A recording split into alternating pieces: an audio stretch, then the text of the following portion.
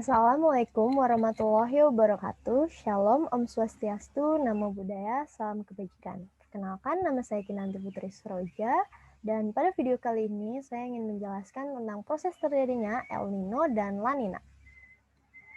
Namun sebelum mengetahui proses terjadinya El Nino dan La Nina, kita harus mengetahui apa sih itu El Nino dan La Nina.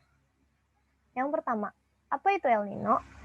El Nino sendiri itu berasal dari bahasa dari negara Peru, di mana artinya itu sendiri adalah anak laki-laki. Nah, El Nino ini adalah sebuah peristiwa di mana naiknya suhu permukaan air laut di Samudra Pasifik bagian timur. Selanjutnya, apa itu La Nina? Sama seperti El Nino, La Nina juga berasal dari bahasa negara Peru, yaitu artinya adalah anak perempuan. Untuk peristiwa La Nina sendiri, itu adalah sebuah peristiwa di mana terjadinya penurunan suhu permukaan air laut di Samudra Pasifik bagian timur dan hampir seluruh bagian Samudra Pasifik. Selanjutnya, kita akan langsung masuk bagaimana proses terjadinya La Nina dan El Nino itu. Yang pertama itu ada proses terjadinya si El Nino. Nah, seperti yang udah aku sebutin tadi, kan aku banyak membahas tentang Samudra Pasifik ya. Jadi peristiwa El Nino dan La Nina itu sendiri terjadi di Samudra Pasifik. Jadi ini adalah Samudra Pasifik. Kemudian bisa kita lihat di sini ada thermocline. Jadi sebelumnya aku mau jelasin kalau lapisan thermocline itu adalah sebuah lapisan pembatas antara massa air laut bagian dalam yang cenderung suhunya itu dingin dengan massa air laut dengan suhu normal. Kemudian di sini yang merah-merah ini adalah air laut dengan suhu hangat atau tinggi. Di sini ada benua Australia dan sekitar sini ada benua Asia. Nah, sedangkan di sini tuh ada benua Amerika Selatan. Nah, kejadian atau peristiwa El Nino dan La Nina itu sendiri sebenarnya terjadi karena adanya interaksi antara atmosfer dengan permukaan air laut di Samudra Pasifik sekitar garis ekuador atau di sini jadi tuh di sini ada garis ekuador.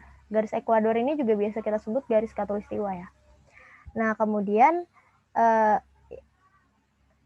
ini adalah gambar di mana terjadinya peristiwa El Nino. Jadi peristiwa El Nino itu terjadi karena tadi yang udah aku sebutin, interaksi antara atmosfer dengan permukaan air laut. Jadi permukaan air laut bersuhu tinggi ini, di lapisan atmosfer ini ada yang namanya angin pasat. Nah, angin pasat ini garis ini menunjukkan angin pasatnya. Nah, pada gambar ini angin pasatnya itu menuju ke arah timur. Sehingga air laut yang bersuhu tinggi tadi terdorong gelombangnya ke arah timur dan bertemu dengan benua Amerika Selatan. Kejadian ini nantinya akan menekan lapisan thermocline ini karena suhu air laut di permukaan ini kan hangat sehingga lapisan thermocline-nya tertekan ke bawah, dan ini bisa kita lihat pada nomor 3 ini ya. Kejadian di mana tertekannya thermocline oleh air laut yang bersuhu tinggi ini menyebabkan peningkatan suhu permukaan air laut di bagian Samudra Pasifik bagian timur. Jadi ini Samudra Pasifik bagian timur ya. Kemudian kejadian inilah yang dinamakan dengan El Nino oleh bangsa Peru. Jadi Peru ini ada di sekitar sini. Negara Peru ada di sekitar sini. Selanjutnya itu adalah La Nina. Nah, ini proses terjadinya La Nina. Kalau pada gambar ini kita bisa lihat ya. Sebelumnya pada gambar sebelumnya, nah ini. Jadi saat si gelombang air laut bertekanan tinggi ini menabrak benua Amerika Selatan, dia akan memantulkan gelombang kembali ke arah timur. Nah, ini prosesnya. Hal itu juga dibantu lagi dengan angin pasat, di mana sebelumnya kita ngelihat angin pasat arahnya itu ke arah timur, sekarang angin pasatnya berarah ke barat. Sehingga si air bersuhu hangat tadi didorong ke Samudra Pasifik bagian barat, di mana nanti akan bertemu dengan benua Australia dan Asia. Di sini tuh ada Papua Nugini, Indonesia.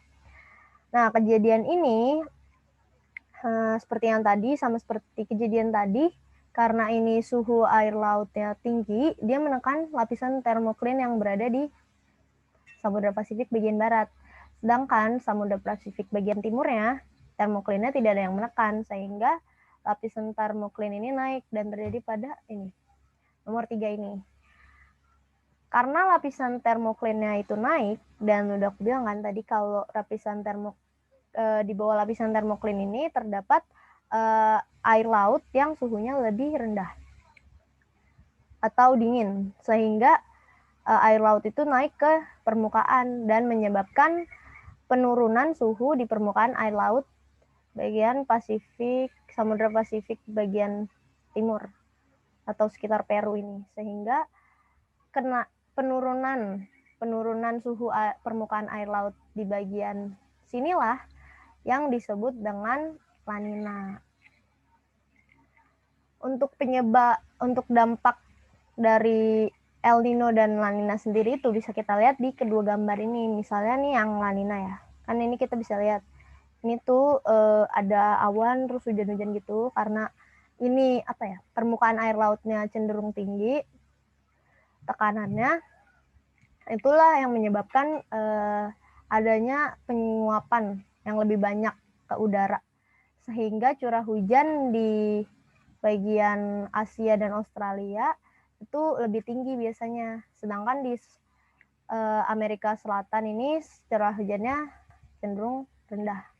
Bisa kita lihat juga ya di gambar ini, di mana awan-awan yang ada hujannya itu adanya di bagian Asia dan Australia. Kemudian kalau misalnya El Nino, kebalikannya, di mana awan-awan ini bisa kita lihat lebih cenderung mengarah ke tengah-tengah dan Amerika Selatan.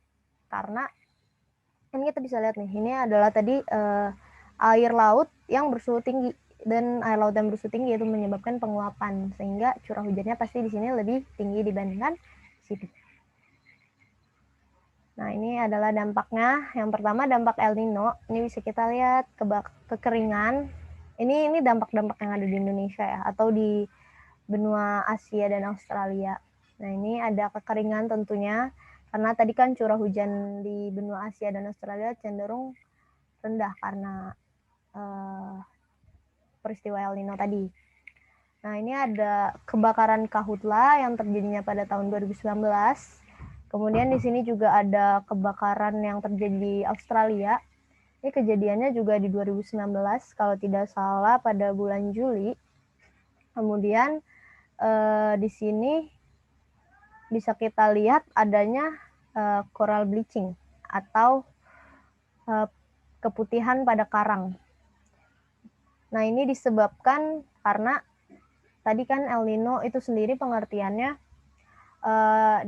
peristiwa di mana naiknya suhu permukaan air laut. Nah, kenaikan suhu permukaan air laut itu menyebabkan keputihan pada karang, salah satu penyebab dari keputihan pada karang. Selanjutnya itu dampak dari La Nina. Untuk dampak La Nina di Indonesia itu tentunya curah hujannya akan tinggi seperti yang sudah saya jelaskan di gambar yang sebelumnya. Nah, itu karena curah hujannya yang tinggi di gambar yang ini, dampaknya lagi tuh ujung-ujungnya banjir ya, itu kejadian yang sangat sering terjadi di Indonesia. Jadi itulah yang bisa saya sampaikan dari proses terjadinya El Nino dan La Nina. Mohon maaf bila terdapat kesalahan dalam penyampaian materi ini. Saya Kinanti Putri Sroja, pamit undur diri. Terima kasih sudah menonton video ini. Terima kasih.